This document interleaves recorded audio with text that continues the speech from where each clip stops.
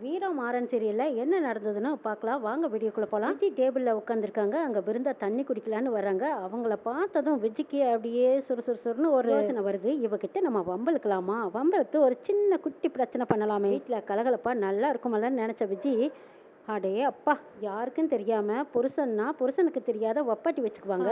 இங்க என்னடான்னு பார்த்தா கழுத்துல தலைய தாலியை கட்டிக்கிட்டு வீட்டுக்குள்ளேயே வந்து வப்பாட்டியா இருக்கா.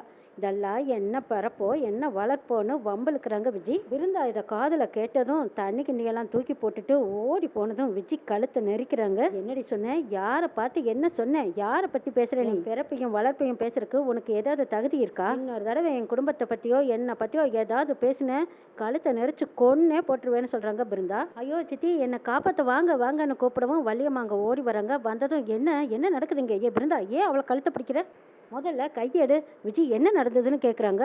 ஆமா சித்தி, என்னைய தப்பா தாறுமாறா பேசுறா, என்ன ரொம்ப கேவலமா பேசுறா சித்தி. என்ன வீட்டை விட்டு வெளியே போகணும்னு சொல்ற அளவுக்கு இவளுக்கெல்லாம் என்ன சித்தி உரிமை இருக்கு? இவ தானே அதை கட்டிக்கிட்டு வந்தவ, இவ என்னை வெளியே போகணும்னு சொல்றா சித்தி அப்படின்னு சொல்லவும், ஐயோ சித்தி நான் அப்படியெல்லாம் சொல்லலைங்கிறாங்க பிருந்தா. தான் பொய் சொல்றாங்க அப்படின்னு சொல்லவும், என்ன விஜய பொய் சொல்றா, பேசுறதெல்லாம் போய் நீ தான் பேசுற, இனிமே நீ இந்த வீட்டில் ஒரு நிமிஷம் கூட இருக்கக்கூடாதுன்னு பிருந்தா கையை பிடிச்சி இழுத்துட்டு வந்து வெளியில விடுறாங்க வள்ளிமா. பிருந்தாவோட துணிமணியிலெல்லாம் எடுத்துட்டு வந்து வீசிடுறாங்க. இதை பார்த்துட்டு இருந்த வீரா ஓடி வந்து, வள்ளிமா என்னாச்சு, எதுக்காக என் தங்கச்சியை வெளியே அனுப்புறீங்கன்னு கேட்குறாங்க. வாடி வாடி அம்மா வா, இவ்வளவு நேரமா காணுமேன்னு எதிர்பார்த்தேன். வாய்க்கு வாய் கொலகார குடும்பம்னு சொல்லிட்டே இருப்பீல, உன் தங்கச்சி தான் இப்போ கொலகாரியாக பார்க்குறா.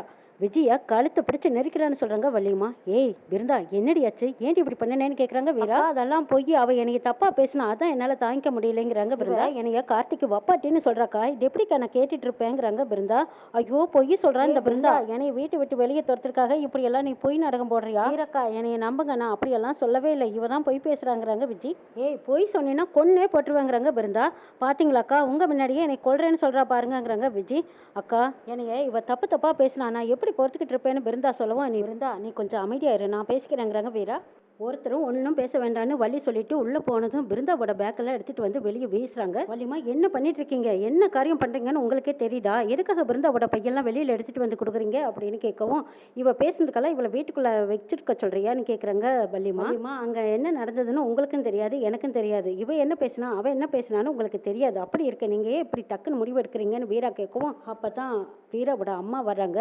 வாங்கம்மா வாங்க, இவ்வளவு நேரமா உங்களுக்காகத்தான் நானும் காத்திருந்தேன். ஆமா என்ன பொண்ணுங்க வளர்த்து வச்சிருக்கீங்க, அடுத்த புருஷனை கட்டிக்கிட்டு வந்து இந்த வீட்டுக்குள்ள நடுவில் உட்காந்துக்கிட்டு தினம் ஒரு பிரச்சனையை இழுத்து விட்டுட்டே இருக்கா. உங்க பொண்ணு பிருந்தாவுக்கு 4 வார்த்தை நல்ல விதமா புத்திமதி சொல்றதை விட்டு போட்டு அவளை இங்க விட்டு போட்டு நீங்க அங்க நிம்மதியா இருக்கீங்களாம்மா? வள்ளியம்மா நீங்களும் வாய்க்கு வந்தபடி தப்பா பேசிட்டு இருக்கீங்க, கொஞ்சம் கவனமா பேசுங்கன்னு சொல்றாங்க வீரா. ஆமாண்டி அம்மா, நான் தான் தப்பு பேசுறேன். அக்கா தங்கச்சிங்க 2 பேரும் இந்த வீட்டில் தானே வாழ்ந்துட்டு இருக்கீங்க, உன் தங்கச்சிக்கு ஒரு 4 வார்த்தை நல்ல விதமா புத்திமதி சொல்லவே மாட்டீங்களாடி? அப்படி எதுவும் சொல்லக்கூடாதுங்கிறக்காகத்தான் நீங்க இப்படி எல்லாம் நடந்துகிட்டு இருக்கிறீங்க. இதுக்கப்புறமா நான் அவளை எதுவும் பேசக்கூடாதுன்னா உங்க தங்கச்சிக்கு புத்திமதி சொல்லி அனுப்பி வையின்னு சொல்லிட்டு, வா விஜி நீ உள்ள போலாம் அப்படின்னு விஜி கையை பிடிச்சு கூட்டிட்டு போறாங்க வள்ளிமா. பிருந்தா இனிமே நீ இங்க இருக்க வேண்டாம், இவங்கெல்லாம் பேசுறத கேட்டுட்டு இருக்கணும்னு என்னால தலையெழுத்தாடி, நீ பேசாம அம்மா கூட போயிருங்கிறாங்க வீரா. ஆஹா, நான் உயிரே போனாலும் சரி நான் இங்கே தான் இருப்பேன், கார்த்தியை விட்டு போக மாட்டேன்னு சொல்கிறாங்க பிருந்தா. அக்கா நான் ஏற்கனவே என்னோட இடத்த இழந்துட்டேன், நான் இந்த இடத்த விட்டு போயிட்டேன்னா அப்புறம் எனக்கு எதுவுமே இல்லாமல் போயிடுங்கக்கா, நீங்கள் என்ன சொன்னாலும் சரி இங்கே தான் இருப்பேன். பிருந்தா நான் சொல்கிறத கேளு, உனக்காகத்தானே நான் பேசிகிட்டு இருக்கேன், நீ பேசாமல் அம்மா கூட போங்கிறாங்க வீரா. ஏ பிருந்தா இப்படியெல்லாம் அசிங்கப்பட்டு வாழ்ந்துதான் ஆகணுமா, இந்த வீட்டில் இருக்கக்கூடாது, வாடி என் கூட போல வான்னு கூப்பிடுறாங்க லட்சுமி அம்மா.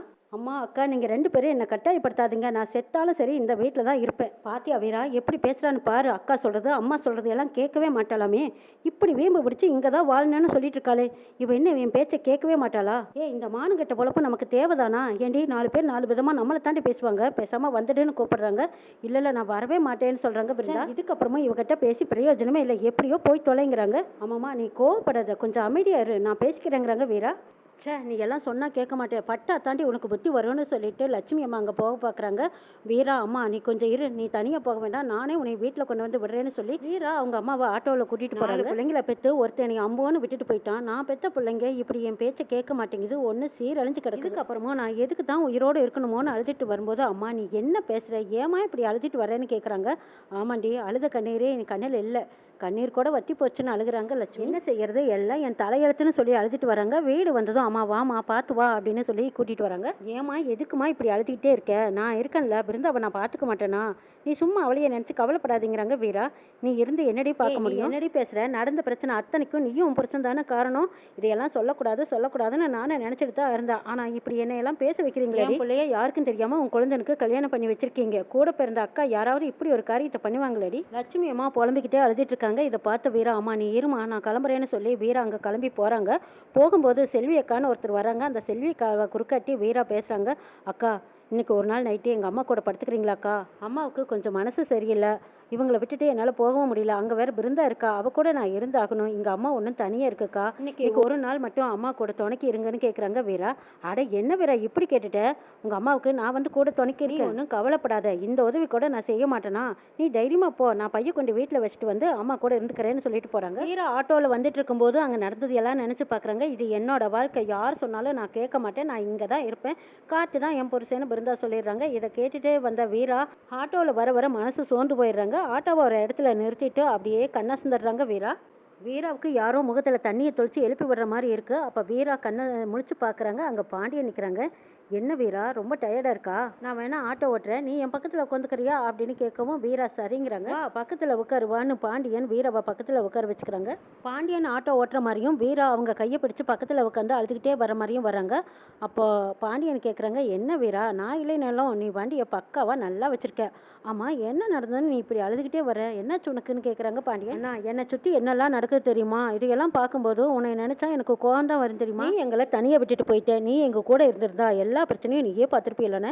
சந்தோஷமாக படிச்சுக்கிட்டு எனக்கு பிடிச்ச வாழ்க்கை வாழ்ந்துக்கிட்டு நானும் நிம்மதியாக வாழ்ந்துருப்பேனே. இப்போ எனக்கு எவ்வளோ கஷ்டம், நம்ம குடும்பத்துக்கே எவ்வளோ பிரச்சனை வந்துட்டு இருக்கு. நீ இருந்திருந்தா எல்லாம் தாங்கியிருப்பேன். இப்போ என்னால் தாங்கவும் முடியல, அதை சமாளிக்கவும் முடியல, பிரச்சனை அதிகமாயிட்டே இருக்குதுங்கிறாங்க வீரா. மனசு முழுக்க எனக்கு குழப்பமாக இருக்குது, என்ன செய்யறதுன்னே எனக்கு தெரியலன்னு. இந்த வாழ்க்கையை விட்டு விட்டு ஓடிடலாமான்னு கூட தோணுது. ஆனால் என்னால் எதுவுமே முடியலையே. என் தங்கச்சி பிருந்தாவை நினச்சா எனக்கு ரொம்ப கஷ்டமாக இருக்குது. அவள் வாழ்க்கையில் ஏற்பட்ட குழப்பம், சந்தேகம், கஷ்டம் இதெல்லாம் நினைக்கும் போது எனக்கு அந்த இடத்துல இருக்கவே பிடிக்கலன்னு ரொம்ப கஷ்டமாக இருக்குது. இந்த பிரச்சனைக்கெல்லாம் எப்போத்தான் ஒரு முடிவு கிடைக்குமோன்னு எனக்கு தீர்வு கிடைக்காத ஒரு பிரச்சனையாக ஓடிட்டே இருக்கேங்கிறாங்க வீரா. வீரா என் தங்கச்சி நீ அழுகலாமா? நீ அழக்கூடாது, நான் இருக்கும்போது நீ எதுக்கு அழுகிற? வீரா முதல்ல கண்ணை தொடச்சிக்கிட்டு கண்ணாடியை பாரு. அந்த மாதிரி சோகமான மூஞ்சி உன் அண்ணனுக்கு பிடிக்குமா சொல்லு அப்படின்னு கேட்கவும் வீரா பார்த்துட்டு, இல்லை எங்கள் அண்ணனுக்கு சோகமான முகம் பிடிக்காது, தங்கச்சிங்க சந்தோஷமா இருக்கிறது தானே எங்கள் அண்ணனுக்கு பிடிக்குங்கிறாங்க வீரா. அப்புறம் என்ன, அண்ணன் பக்கத்தில் இருக்கும்போது நீ சிரிச்சுக்கிட்டு சந்தோஷமா இருக்க வேண்டியது தானே, எதுக்கு அழுதுட்டு இருக்கேன்னு கேட்குறாங்க. போன நீ என்னமோ சொல்லிட்ட, ஆனால் வாழ்க்கையில் எவ்வளோ கஷ்டமாக இருக்குது தெரியுமாங்கிறாங்க. வாழ்க்கைன்னா அப்படி தான் இருக்கு வீரா. தாங்க முடியாத கஷ்டத்தையும் கடக்க முடியாத சிரமத்தையும் கடவுள் என்றைக்குமே கொடுக்க மாட்டார் வீரா. நமக்கு ஒரு பிரச்சனை வந்தால் அதை ஈஸியாக சமாளிக்க முடியும். அந்த பிரச்சனைக்கு தீர்வும் நம்மக்கிட்டே தான் இருக்கு வீரா. பிரச்சனைகளெல்லாம் ஓரமாக தள்ளி வச்சுட்டு அதை விட்டு நீ தள்ளி நின்று பாரு, பிரச்சனையெல்லாம் ஒன்றுமே இல்லாமல் போயிருங்கிறாங்க பாண்டியன். நீ சொன்ன மாதிரி நானும் அப்படி தான் யோசிச்சு பார்க்குறேன். ஆனால் எப்படி பார்த்தாலும் எனக்கு ஒன்றுமே புரிய மாட்டேங்குது, நான் என்ன தான் பண்ணிட்டுங்கிறாங்க வீரா. வீரா நீ எப்போ அந்த மாதிரியெல்லாம் யோசிச்சு பார்த்த? நீ பாசத்தையும் பிரச்சனையும் ஒன்றா போட்டு குழப்பிக்கிற. அப்படி இருக்கும்போது உனக்கு எப்படி பிரச்சனையை விட்டு வெளியே வர முடியும்?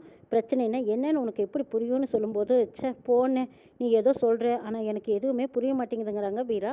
என்னோட வயசு பொண்ணுங்க எல்லாருமே சந்தோஷமாக இருக்கிறாங்க, நான் மட்டும்தான் பிரச்சனைன்னு ஓடிக்கிட்டே இருக்கேன். வாழ்க்கையில் நான் ரொம்ப போராடுறேன், வாழ்க்கையில் எதை நோக்கி போகிறேனே எனக்கு தெரியலன்னு சொல்கிறாங்க வீரா.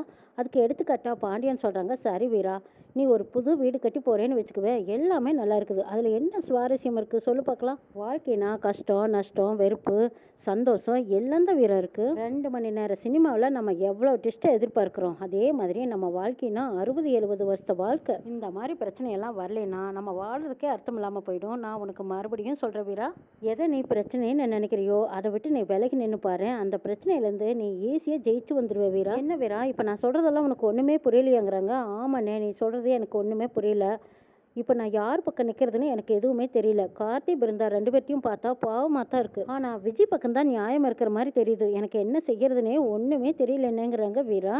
சரி இதுக்கு முன்னாடி அண்ணன் உங்ககிட்ட என்ன சொல்லியிருக்கேன் ஞாபகம் இருக்கா?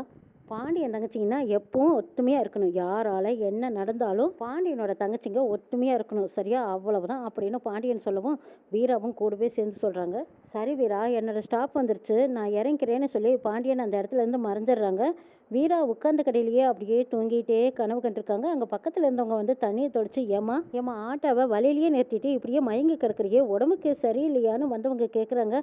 ஐயோ அப்படியெல்லாம் இல்லைண்ணே, நான் கொஞ்சம் அசந்துட்டேன் அவ்வளவுதான் அப்படின்னு வீரா சொல்லி சமாளிக்கிறாங்க. சரிம்மா பார்த்து பத்திரமா போ அப்படின்னு சொல்லி அனுப்புறாங்க. வீராவும் சரின்ட்டு போறாங்க. வீரா வீட்டுக்கு வந்து பார்க்குறாங்க. பிருந்தா வாசல்லையே உட்காந்துருக்காங்க. என்னக்கா அப்படி பார்க்குற? நான் வீட்டு வாசலில் உட்காந்துருக்கேன்.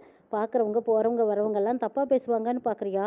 யார் என்ன பேசினாலும் சரிக்கா, நான் இந்த வீட்டை விட்டு வெளியே போகிறதா இல்லை, நான் இங்கே தான் இருக்க போகிறேங்கிறாங்க பிருந்தா. வீரா நினச்சி பார்க்குறாங்க. பாண்டியன் சொன்னதை நினச்சி பார்த்தா வீரா, அக்கா தங்கச்சிங்க 3 பேர் எப்பவும் ஒற்றுமையாக இருக்கணும், யார் என்ன சொன்னாலும் நீங்கள் பிரியக்கூடாது, ஒருத்தருக்கு ஒருத்தர் சப்போர்ட்டாக இருக்கணும்னு சொன்னதை நினச்சி பார்த்த வீரா பிருந்தாவை பார்த்து கை கொடுக்குறாங்க. எழுந்திரு பிருந்தா, நான் வாழ்க்கையில் போராடினா மட்டும்தான் என் வாழ்க்கையை என்னால் திருப்பி வாங்க முடியும். யார் என்ன சொன்னாலும் சரி, யாருக்காகவும் நான் இந்த வாழ்க்கையை விட்டு கொடுத்துட்டு போக மாட்டேங்கிறாங்க பிருந்தா. பிருந்தா அப்படி நினைக்கிறேன், நீ வாசலில் உட்காந்துட்டு இருக்கக்கூடாது. யார் என்ன நினச்சாலும் சரி, யார் உன்னை துரத்தி விட்டாலும் சரி, இதுதான் என் வீடுன்னு நீ வீட்டுக்குள்ளே போய் உட்காந்துருக்கணுங்கிறாங்க வீரா. வீராவும் பிருந்தாவும் பேசிட்டு இருக்கிறத அந்த பக்கமாக நின்று விஜி கேட்டுட்டே இருக்காங்க. முதல்ல நீ வீட்டுக்குள்ளே போகணும், வீட்டுக்குள்ளே வான்னு சொல்லி பிருந்தாவை வீட்டுக்குள்ளே கூட்டிகிட்டு வராங்க. அதுக்கு முன்னாடியே விஜி போய் வள்ளிக்கிட்ட சொல்கிறாங்க, உங்களுக்கு இந்த வீட்டில் மரியாதையே இல்லை தெரியுமா? நீங்கள் பிருந்தாவை வீட்டை விட்டு வெளியே போன்னு சொன்னீங்க, ஆனால் பிருந்தா போக மாட்டேன்னு உட்காந்துருந்தல்ல. வீரா எங்கேயோ போயிட்டு திரும்பி வந்து இப்போ பிருந்தாவை நீ வா, யார் என்ன சொன்னாலும் நான் பார்த்துக்கிறேன்னு சொல்லி அதோ கையை பிடிச்சி பேக்கெல்லாம் எடுத்துகிட்டு வீட்டுக்குள்ளே கூட்டிகிட்டு வரா பாருங்க சித்தி. நீங்கள் சொன்னதுக்கு எந்த மரியாதையும் இல்லை பார்த்தீங்களா? அக்கா தங்கச்சிங்க எல்லாம் ஒன்று சேர்ந்துக்கிட்டு திரும்ப நம்மளை தான் வெளியே வரட்ட பார்ப்பாங்க போல இருக்க சித்தி, கொஞ்சம் உஷாராக இருக்கணுங்கிறாங்க விஜி. விஜி நீ கொஞ்சம் அமைதியாக இரு, என்னதான் நடக்குதுன்னு நாமளும் பார்க்கலாங்கிறாங்க வள்ளிமா. பிருந்தா இனிமே தான் பழைய வீராவை நீ பார்க்க போகிற, நீ உள்ள வா, நான் கூப்பிடுறதுனால என் கூட வந்து இருங்கிறாங்க. வீரா பிருந்தாவை கூட்டிட்டு உள்ள வர்றாங்க. அப்ப வள்ளியம்மா பார்த்துட்டு, ஏ வீரா நில்லு, நானே அவ வீட்டுக்குள்ள வரக்கூடாது, வந்தா வீட்டுல ஏகப்பட்ட பிரச்சனை நடந்துட்டு இருக்குதுன்னு சொல்லித்தான் அவளை வெளியே அனுப்புறேன். அவளும் அவங்க அம்மா கூட போயிருப்பால, திரும்பவும் அவளை இந்த வீட்டுக்குள்ள கூட்டிட்டு வந்து தினம் தினம் பிரச்சனை பண்ணிட்டே இருக்கலான்னு நீ முடிவு பண்ணிட்டியா? இந்த குடும்பத்துல நிம்மதியே இருக்கக்கூடாதுன்னு நினைக்கிறியா? வீரா நான் சொல்றதை கேட்கக்கூடாதுன்னு முடிவே பண்ணிட்டியா? அதனாலதான் திரும்ப திரும்ப இவளை வீட்டுக்குள்ள கூட்டிட்டு வர்றியாங்கிறாங்க வள்ளிமா. வள்ளிமா அவ என் தங்கச்சி, உங்களுக்கு இந்த வீட்டுல என்ன உரிமை இருக்கோ அதே உரிமை எனக்கு இருக்கு. இந்த வீட்டில் நீங்கள் யாரையெல்லாம் தங்க வைக்கணும்னு நினைக்கிறீங்களோ அதே மாதிரி நானும் யாரை வேணாலும் தங்க வைக்கிற உரிமை எனக்கு இருக்கு வள்ளிமா. இந்த வீட்டில் நான் முடிவு எடுக்கிற இடத்துல இருக்கேன். அப்போ நான் ஒரு முடிவு எடுத்தா அதுக்கு நீ எதிராக நீ ஒரு முடிவு எடுப்பியான்னு கேட்குறாங்க வள்ளிமா. வள்ளிமா நீங்களே தான் அடிக்கடி சொல்லியிருக்கீங்க, இந்த வீட்டில் நீ எந்த ஒரு முடிவு எடுத்தாலும் நீ எதை செஞ்சாலும் சரியா இருக்கும்னு சொல்லியிருக்கீங்க. அதே மாதிரி தான் நான் இன்னமும் இருக்க, எந்த ஒரு முடிவு எடுத்தாலும் நான் எதை செஞ்சாலும் அதில் சரியா இருக்கும், தப்பு வர வாய்ப்பு இல்லைங்கிறாங்க வீரா. இல்லை வீரா நீ தப்பு பண்ணுறேங்கிறாங்க வள்ளிமா. விஜிக்கு ஊரறிய கார்த்தி தாலி கட்டியிருக்கான், அவ தான் இந்த வீட்டோட மருமக. கார்த்தி பொண்டாட்டினா விஜி தான். ஏன் இதெல்லாம் உனக்கு நியாயமா எதுவுமே தெரியலையா வீரா? உன் தங்கச்சின்னதும் அதுக்கு ஒரு நியாயம், இவளுக்கு ஒரு நியாயமா? இவ்வளவு தெரியாத அளவுக்கு நீ ஒன்றும் முட்டல் கிடையாது. நான் சொல்லித்தான் நீ புரிஞ்சுக்கணுங்கிற அவசியமும் இல்லை. உன் தங்கச்சி மேலே இருக்கிற பாசம் தான் கண்ணை மறைக்குது வீரா. இது ரொம்ப தப்பு வீரா. பிருந்தா ஒன்றும் முறையாக கல்யாணம் பண்ணிக்கிட்டு வரல, யாருக்கும் தெரியாமல் திருடு தாலி கட்டிக்கிட்டு வந்திருக்கா. கார்த்தி தான் அறியாமல் செஞ்சான்னா அதுக்கு சப்போர்ட்டாக நீயும் மாறின நிற்கிறது பெரிய பாவம், பெரிய தப்பு. இவ்வளவு தூரம் நான்லாம் உனக்கு எடுத்து சொல்லணுங்கிற அவசியமே கிடையாது. நீயா பிருந்தாவை உங்கள் அம்மா வீட்டில் கொண்டு விடுறது நல்லதுன்னு நான் நினைக்கிறேங்கிறாங்க வள்ளிமா. இல்லை வள்ளிமா நீங்கள் தப்பு கணக்கு போடுறீங்க, திரும்ப திரும்ப சொல்கிறேன். வீரா இருக்கிற இடத்துல தான் என் தங்கச்சி பிருந்தா இருப்பா. பிருந்தா எந்த தப்புமே செய்யல, அவ இந்த வீட்டில் தான் இருக்கணும், அவ இந்த வீட்டோட மருமகங்கிறாங்க வீரா. தூரம் நான் சொன்னதுக்கு அப்புறமும் என் தங்கச்சியை வெளியே போன்னு சொல்ற அதிகாரமும் உரிமையோ யாருக்கும் கிடையாது. கார்த்தியை இவளை மனைவியை ஏத்துக்கிட்டு வீட்டுக்குள்ள கூட்டிட்டு வந்தாச்சு. இதுக்கப்புறம் மாமாவும் சரி நீங்களும் சரி, கண்மணி ராகவன் மாமா மாறனாகட்டும், ஏன் நானே சொன்னா கூட பிருந்தா இந்த வீட்டை விட்டு வெளியே போக வேண்டிய அவசியமே இல்லை. அவ இந்த வீட்டை விட்டு வெளியே போகவும் கூடாது. இதுக்கப்புறமா பிருந்தாவை வெளியே போன்னு சொன்னீங்கன்னா நான் சும்மா இருக்க மாட்டேன். நான் எங்க இருக்கணும் அங்கதான் என் பிருந்தாவும் இருப்பா. பிருந்தா இனிமே நீ யார் என்ன சொன்னாலும் வீட்டை விட்டு வெளியே போகாத. கார்த்தி சொன்னா மட்டும்தான் நீ போற உரிமையை முடிவெடுக்கணும். அதுக்கு முன்னாடி நானே சொன்னாலும் நீ வெளியே போக வேண்டிய அவசியமே இல்லை, நீ உள்ள வா அப்படின்னு வீரா கை கொடுக்குறாங்க. பிருந்தாவும் கைப்பிடிச்சு உள்ள வர்றாங்க. பாத்தீங்களா சித்தி, போச்சு போச்சு எல்லாம் போச்சு. இந்த வீராக்கா எப்படி குடும்பத்தை ரெண்டு பண்ணுது பாத்தீங்கல்ல, உங்களையே எடுத்து பேசுதா சித்தி. உங்களுக்கு இந்த வீட்டில் எந்த உரிமையும் இல்லைன்னு வேற சொல்லிட்டு போகுது பார்த்தீங்கல்ல. நீங்கள் என்னெல்லாம் முடிவெடுப்பீங்களோ, என்னெல்லாம் உங்களுக்கு உரிமை இருக்கோ அதெல்லாம் வீரக்காவுக்கு இருக்குதுன்னு தன்னைத்தானே உரிமை எடுத்துக்கிடுச்சு பாருங்க. இன்னும் கொஞ்ச நாள் போனால் நீங்கள் எந்த ஒரு முடிவு கேட்கறதா இருந்தாலும் வீரக்கா கிட்ட கேட்டு தான் முடிவு பண்ணுங்கிற மாதிரி சட்டம் போட்டுரும் போல இருக்கு. வீரக்காவுக்கு இவ்வளோ துணிச்சலும் தைரியமும் எங்கேருந்து தான் வந்ததோ தெரியல போங்க. என்னமோ சித்தி, உங்களை ஓரமாக ஒதுக்கி வைக்கிறத என்னால் பார்த்துக்கிட்டு சும்மா இருக்க முடியல, என் மனசெல்லாம் கிடந்து தவிக்குது. வீட்டோட மருமகன்னு சொல்லி பிருந்தாவை வீட்டுக்குள்ளே கூட்டிகிட்டு போகிறா. அப்போ நான் யார் சித்திங்கிறாங்க விஜய். பார் விஜய், நீ ஒன்றும் கவலைப்படாத, நீயும் இந்த வீட்டோட மருமக தான். பிருந்தா தெரியாத வந்தவன். என்னைக்கும் அவன் உன் இடத்த வந்து நிரப்பவே முடியாது. நீ தான் உரிமையோட இந்த வீட்டுக்கு மருமக. இதா பாரு விஜி, நான் சொல்றத நல்லா கேட்டுக்க. என்னோட உயிரை கொடுத்தாவது உன்னை இந்த வீட்டுக்கு மருமகளாக்குவேன். கார்த்தியோட பொண்டாட்டியாக்குவேன். கார்த்தியை உன்னையும் நான் சேர்த்து வைப்பேங்கிறாங்க வள்ளியம்மா. வள்ளியம்மா சொன்னதுமே விஜி ஒரு திட்டம் போடுறாங்க. உயிரை கொடுத்து எங்க 2 பேர்த்தையும் ஒன்று சேர்த்து வைப்பீங்களா சித்தி? அட அப்பா, இவ்வளவு பெரிய மனசு யாருக்கு வரும்? சித்தி, உங்களுக்கு ரொம்ப ரொம்ப நல்ல மனசு தான். நானும் இந்த வீட்டில் கார்த்தி மச்சானுக்கு பொண்டாட்டியா வாழணும்னு தான் ஆசைப்படுறேன். என்னோட ஆசை நிறைவேறணும். உயிர் கொடுத்தீங்கன்னா பரவாயில்ல சித்தின்னு நினைக்கிறாங்க விஜி. விஜி என்ன பண்ணலான்னு யோசிச்சுட்டு இருக்காங்க. வள்ளியம்மா தான் உயிரையே கொடுக்குறேன்னு சொல்லியிருக்காங்கல்ல. வள்ளியம்மாவுக்கு பெரிய ஆபத்துன்னு உருவாக்குன என்ன? வீரா தான் சவால் விட்டுருக்காளே. நீங்களா நானான்னு பார்த்துடுறேன். ஏன் உயிரே போனாலும் சரி இந்த வீட்டில் ஏன் தங்கச்சி பிருந்தா வாழ்வான்னு சொல்லியிருக்கா. சவால் விட்ட மாதிரியே வள்ளியம்மாவுக்கும் வீராவுக்கும் ஒரு சரியான போட்டியும் கை கலப்பும் வச்சிடலாமான்னு யோசிக்கிறாங்க விஜி. அக்கா தங்கச்சிங்க 3 பேர்த்தையும் வச்சு இப்படி வள்ளியம்மாவை திசை திருப்பி விடணும். வள்ளியம்மாவுக்கு பெரிய ஆபத்தை கொடுக்கணும். அதுவும் இவளுக்கு அக்கா தங்கச்சிங்கனால தான் நடந்ததுன்னு நம்ம நிரூபிக்கணும். அது எப்படி செய்யலாம்? கண்மணியை ரொம்ப ஈஸியாக கவுத்தரலாம். ஆனால் வீராவை கவுக்க முடியாதே.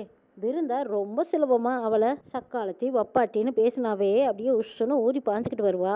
அவளையும் ஈஸியாக கவுத்துடலாம். ஆனால் வீராவத்தை என்ன பண்ணுறதுன்னு ஒன்றும் புரியலையே. வள்ளியம்மாவுக்கு பெரிய பிரச்சனையை உண்டு பண்ணணும். அதனால கண்மணி, வீரா, பிருந்தா இவங்க 3 பேர் தான் காரணம்னு நிரூபிக்கணும். அப்படி நிரூபிச்சா மட்டும்தான் ராமச்சந்திரன் மாமா இவங்க 3 பேர்த்தையுமே வீட்டை விட்டு வெளியே விரட்டுவாங்க. இவளுகளை தனித்தனியாக பழி சொன்னா ஒருத்திக்கு ஒருத்தி சப்போர்ட் பண்ணிக்கிட்டு கை கோர்த்துக்கிட்டு முன்னாடி நிற்பாளுங்க. ஆனால் 3 பேர்த்தையும் சேர்த்து ஒரே பாதாளங்குழியில தள்ளிட்டா எழுந்திருக்க முடியாத அளவுக்கு கிடப்பாளுங்க. யாரும் இவளுகளை காப்பாற்ற முடியாது. அதுக்கேற்ற மாதிரி நம்ம பிளான் பண்ணணும்னு யோசிச்சுட்டே இருக்காங்க விஜி. விஜி யோசிச்சுட்டே மாடிப்படியிலேருந்து கீழே வர்றாங்க. விஜி என்ன இன்னும் சாப்பிடலையான்னு கேட்குறாங்க வள்ளியம்மா. சித்தி, இந்த வீரா பேசுனது எல்லாம் மனசுல ஓட விட்டு பார்த்தா எனக்கு பசியே பிடிக்கல சித்தி. சாப்பிடணும்னு தோணவும் இல்லை சித்தி. உங்களையே ஏற்று பேசிட்டா பார்த்தீங்களா? அதுதான் என்னால் மனசால ஏற்றுக்கவே முடியல. பேசுனதுக்கெல்லாம் நிச்சயமா தண்டனை அனுபவிப்பாளுங்க. அந்த கடவுள் இருக்கார் சித்தி. கடவுள் நிச்சயமா அவங்கள தண்டிப்பாங்கங்கிறாங்க விஜய். அதெல்லாம் இருக்கட்டும், முதல்ல நீ வந்து சாப்பிட்டு என் கூட வந்து படுத்துக்கோன்னு கூப்பிடுறாங்க வள்ளியம்மா. ஏன் சித்தி, இந்த வீரா பேசுனது எல்லாம் நினைச்சு கவலையா இருக்கீங்களா அப்படின்னு கேட்குறாங்க விஜய். விஜய், அதை பற்றியெல்லாம் நான் கவலைப்பட போறதில்ல. அவங்க அக்கா தங்கச்சி வாழ்க்கையை அவளுக பார்த்துக்கிட்டு போறாளுங்க. நீ உன் வேலை என்னமோ அதை மட்டும் பாருவா. இதுவே திருப்பி திருப்பி பேசணும்னா நம்ம குடும்பத்துல நிம்மதியே இல்லாம போயிடும். நம்ம வேலை என்னமோ அதை மட்டும் பார்க்கலாம் வான்னு கூப்பிடுறாங்க வள்ளியம்மா. ஐயோ சித்தி, நாம உண்டு நம்ம வேலை உண்டுன்னு இருந்தா எப்படி கலவரம் பிறக்கும்? கலவரம் பிறந்தா தானே நியாயம் பிறக்கும். அந்த நியாயத்துல எனக்கும் கார்த்தி மச்சானுக்கும் கல்யாணம் நடந்ததை நானும் நிரூபிக்கணும். கார்த்தி மச்சானுக்கு பொண்டாட்டியா இந்த வீட்டுல வாழ்ந்து காட்டணும் சித்தி. அது மட்டுமா, ராமச்சந்திரன் குடும்பத்தையே நடை தெருவில் நிறுத்திட்டு இந்த வீட்டுக்கு நான் தானே ராணியாகணும்னு கனவு கண்டு வந்திருக்கேன். என்னோட கனவு நினைவாகணும்னா நான் நினைச்ச மாதிரியே ஒவ்வொரு படியா இந்த குடும்பத்துல பிரச்சனையை பெருசாகிட்டே போனா தானே நிஜமாகும். இது தெரியாம நீ என்ன சித்தி, பேசாம வந்து பாடுவா, அமைதியாயிரு, கடவுள் பார்த்துக்குவாரு, அப்படி இப்படின்னு சமாதானம் சொல்லிட்டு இருக்கீங்களே, இதெல்லாம் எனக்கு செட் ஆகாதுன்னு நினைக்கிறாங்க. நான் பாட்டுக்கு சொல்லிட்டே இருக்கேன், நீ என்னதான் நினைச்சிட்டு இருக்க அப்படின்னு வள்ளியம்மா கேட்கவும், ஒன்றும் இல்லை சித்தி, இந்த வீட்டுல நீங்க எவ்வளோ கம்பீரமா கண்மணி, வீரா, பிருந்தா இவங்க எல்லாத்தையும் உங்க பொண்ணு மாதிரி பார்த்துக்கிட்டீங்க. ஏன் சித்தி, என்ன கூட உங்க பொண்ணா தானே வச்சிருந்தீங்க. ஒரு நாளையில முகம் ஜொலிச்சு கூட நீங்க பேசுனது இல்லை சித்தி. அப்படிப்பட்ட உங்களையே இன்னைக்கு எப்படியெல்லாம் மனசு நோகடிச்சிட்டா இந்த வீரா. அதை நினைச்சு தான் சித்தி நான் கொஞ்சம் வருத்தப்படுறேன். ஆனாலும் உங்களோட அருமையை ஒரு நாளைக்கு அவளுக்கெல்லாம் கண்டிப்பா புரிஞ்சுக்குவாங்க பாருங்க சித்தின்னு வள்ளியம்மா நம்புற மாதிரியே விஜய் பேசிட்டு இருக்காங்க. வள்ளியும் விஜய் தான் ரொம்ப ரொம்ப நம்பிக்கிட்டு இருக்காங்க. எப்படா இந்த வள்ளியம்மாவை சாய்க்கலாம், இவளை கொண்டு பெட்டில் கடத்தலாம், கட்டிலோட போட்டா தான் அப்பதான் இவளுக்கு நம்மளோட அருமை தெரியும்னு நினைக்கிறாங்க விஜய். விஜயோட சூழ்ச்சியெல்லாம் எதுவும் தெரியாம வள்ளியம்மா விஜய்க்காக சப்போர்ட் பண்றாங்க. விஜய், உன் கண்ணுல இருந்து கண்ணீர் வந்தா அது என் மனசை தாங்காது. நீ எனக்கு பொண்ணு மாதிரி, இனிமே நீ அழக்கூடாது. உனக்காக நான் இருக்கேன். என் அண்ணனும் இருக்காரு வீட்டுல. அவங்க பேசல, இவங்க இப்படி பண்றாங்க அப்படி பண்றாங்கன்னு நீ அதையெல்லாம் நினைச்சு கவலைப்படாத விஜய். எதுவும் தயக்கம் இல்லாம நீ என்கிட்ட கேளு, நான் இருக்க உனக்குங்கிறாங்க வள்ளியம்மா. என்னமோ எனக்கு தாய் தகப்பன் இல்லை, இருந்தாலும் உங்களை பார்க்கும்போது எனக்கு அப்பா அம்மா ஸ்தானத்துல நீங்க இருக்கிறதுனால என் அப்பா அம்மாவே இறங்கி வந்த மாதிரி எனக்கு தோணுது சித்தி. தெய்வமா இருக்கிற உங்களை நான் எப்பவும் மதிப்பேன் சித்தி. உங்களை விட்டு இனிமே நான் போகவும் மாட்டேன். நான் இங்க தான் இருக்க போறேன். என் புருஷனோடுங்கிறத விட அடுத்த பட்சம். ஆனா என் பெத்த தாயாட்ட நீங்க என்னை பாத்துக்கிறீங்க. என் தாயே இந்த இடத்துல இருக்கிற மாதிரி நான் நினைச்சிட உணர்றேன். நீங்க என் பக்கம் இருக்கிற வரைக்கும் எனக்கு எந்த கவலையும் இல்லை சித்தி. கார்த்தி மச்சானும் சரி, மாறன், ராகவன் இவங்க எல்லாருமே எனக்கு வெளியே போன சொன்னாலும் அப்பவும் நான் உங்களை விட்டு போகவே மாட்டேன் சித்தி. உங்க காலை சுத்தின பாம்பா உங்க காலுக்கடியிலேயே கிடப்பேன். நீங்களா விரட்டினாலும் மிதிச்சு மறிச்சாலும் அப்பவும் நான் போக மாட்டேன் சித்தி. செத்தாலும் இந்த இடத்துல தான் என் உயிர் போகும். அது மட்டும் உண்மை சித்தி. நல்லா தெரிஞ்சுக்கோங்க. நான் இந்த வீட்டுக்கு நன்றி விசுவாசமா தான் இருப்பேன் சித்தி. என்ன நீங்க தப்பு கணக்கு போட்டுறாதீங்க. அவங்கெல்லாம் சொன்னாங்கன்னு ஒரு நிமிஷம் நீங்க மாறிட்டீங்கல்ல சித்தி. அது என் மனசுக்கு எப்படி வலிக்குது தெரியுமா? அவளுகளே பித்தலாட்டக்காரிக. அவளுக சொன்ன பழமையை நம்பிட்டீங்களே சித்திங்கிறாங்க. இல்ல விஜி, நான் அப்படியெல்லாம் அவ்வளவு ஈஸியா நம்ப மாட்டேன். உன் மேல நான் எப்பவும் நம்பிக்கை வச்சிருக்கேன். இனிமேலும் வைப்பேன். எப்பவும் வச்சுட்டே தான் இருப்பேன். என் அண்ணனுக்கு உண்மையான மருமகனா அது நீ மட்டும்தான் விஜய்ங்கிறாங்க வள்ளியம்மா. அப்பாடா, இப்பவே கண்ணை கட்டுதே. அடியே வள்ளியம்மா, உன்னை என்ன நம்ப வைக்கிறதுக்குள்ளேயே எனக்கு போதும் போதும்னு ஆச்சுடா சாமி. ஆனா உன்னை எப்படி தான் கட்டலோட போட்டு கடத்த போறேன்னு எனக்கு தெரியல. எப்படியோ உன்னைய கட்டலோட போட்டு கஷ்டப்படுத்தினா தானே இதுலயும் 3 பேர்த்துல நான் தான் கெட்டின்னு உன்னை நிரூபிக்க முடியும். இருக்காரு என் மாமனார் லட்சாதிபதி கோடீஸ்வரன். அவரோட சொத்தையெல்லாம் ஆட்டிய போடணும்னா நான் உன்கிட்ட இப்படியெல்லாம் நடிச்சு தான் ஆகணும். என்ன பண்ணி தொலைக்க. என்ன மன்னிச்சிடு சித்தின்னு சொல்லிட்டு அந்த பக்கமா ஒரு கட்டை ஒன்று இருக்கு. அது விஜய் எடுத்துக்கிட்டு வந்து வள்ளியம்மா பார்க்காத அசந்த நேரம் பார்த்து பட்டுன்னு தலையில நடுவுல நச்சுன்னு போட்டுறாங்க. வள்ளியம்மாவுக்கு ஒண்ணுமே தெரியாம மயக்கம் தட்டி கீழே விழுந்துடுறாங்க. என்ன நடக்குது நாளை பார்க்க.